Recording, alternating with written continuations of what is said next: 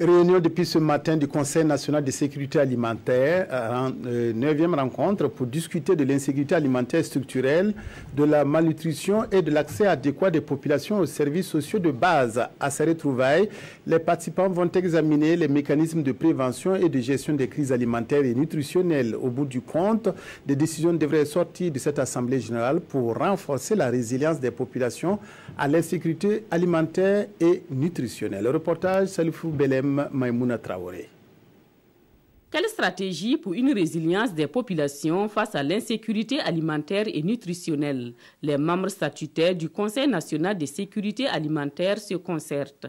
La récurrence des chocs, inondations, sécheresses, attaques aviaires, hausse des prix inquiète et il faut des mécanismes appropriés de prévention des crises alimentaires et nutritionnelles. À chaque instant que nous avons des crises, c'est en ce moment qu'il faut trouver les solutions.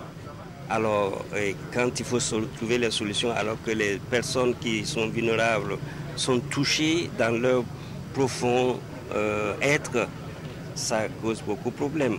Alors, il y a l'adage qui dit que mieux vaut prévenir que guérir.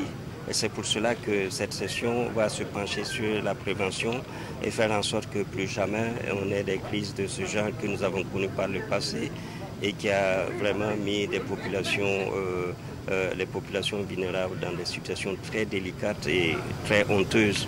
Cette 9e session de l'Assemblée générale du Conseil national de sécurité alimentaire est consacrée à l'examen des mécanismes de prévention existants et à l'élaboration d'une méthodologie consensuelle de ciblage des personnes vulnérables. Aujourd'hui, on ne peut pas parler de résilience sans parler d'identification des bénéficiaires.